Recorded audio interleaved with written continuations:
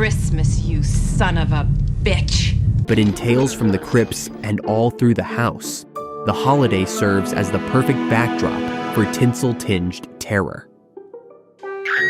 This chilling tale's origins trace back to the darkly imaginative world of EC Comics, later brought to life in the 1972 anthology film Tales from the Crypt, starring Joan Collins.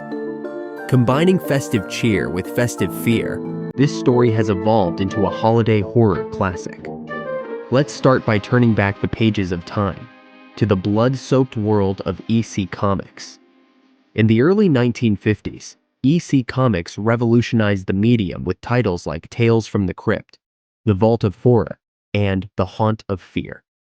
Publisher William Gaines and editor Al Feldstein pushed boundaries with morality tales drenched in horror and shocking twists. The story first appeared in The Vault of Horror, number 35, 1954, written by Al Feldstein and illustrated by Johnny Craig. It follows a woman who murders her husband on Christmas Eve, only to be stalked by a deranged killer dressed as Santa Claus. The brilliance of the story lies in its juxtaposition of holiday cheer and unrelenting horror.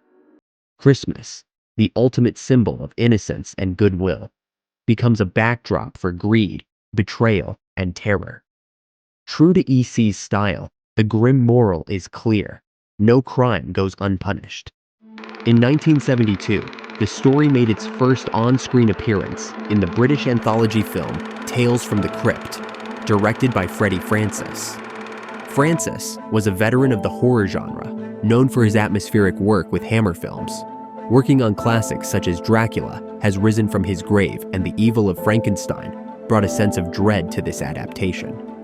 His directorial style favored atmosphere and suspense, which served the story well. Joan Collins starred as a glamorous yet cold-hearted wife who kills her husband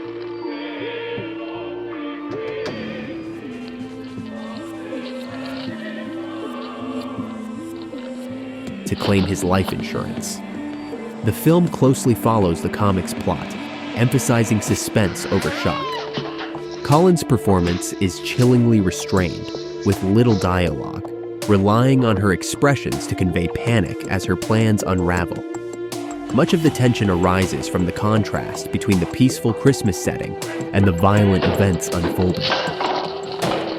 The scene of a happy child waiting upstairs for Santa, unaware of the carnage below, is particularly haunting. Be a good girl and go to sleep, otherwise Santa won't come. He's here, Mummy. I let him in. It's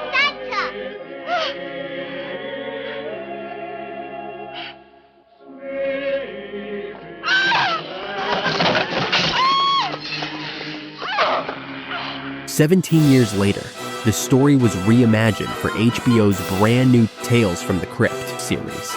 It was the second episode of the first season, directed by Robert Zemeckis.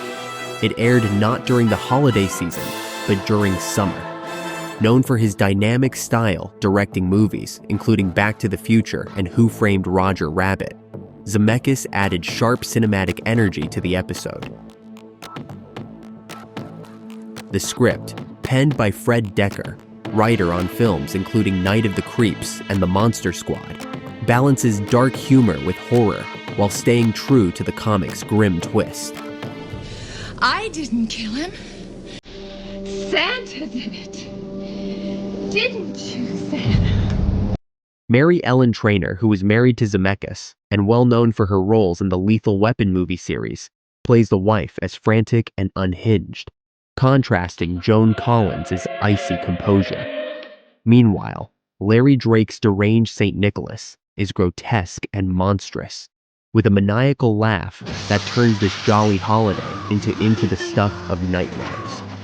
The 1989 version fully embraces the irony of the Christmas setting, twisting every festive symbol and snow-muffling screams into a tool for terror, with the host of the series, the Crypt Keeper, adding festive puns galore. This particular Santa preferred older women.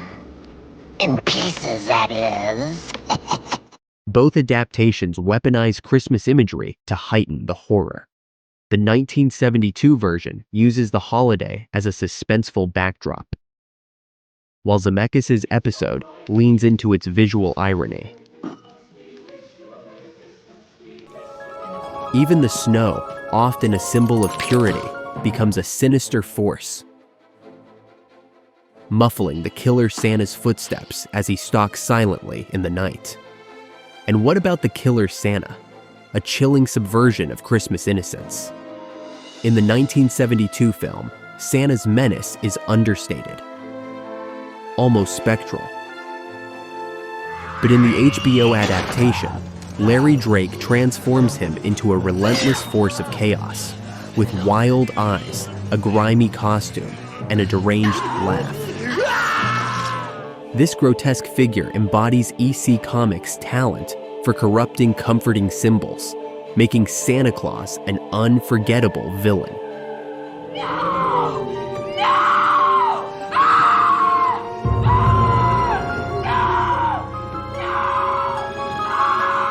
Naughty or nice? The influence of EC Comics extends far beyond this story. Their blend of festive settings and macabre twists inspired a subgenre of holiday horror, from Black Christmas to Silent Night, Deadly Night, to Krampus. Yet, and all through the house, is still iconic, blending horror, satire, and humor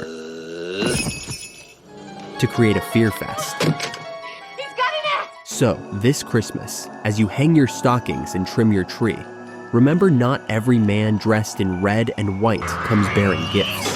Some come with something much darker. Well, it just goes to show ya. Be very careful what you ask for Christmas. You might just get it.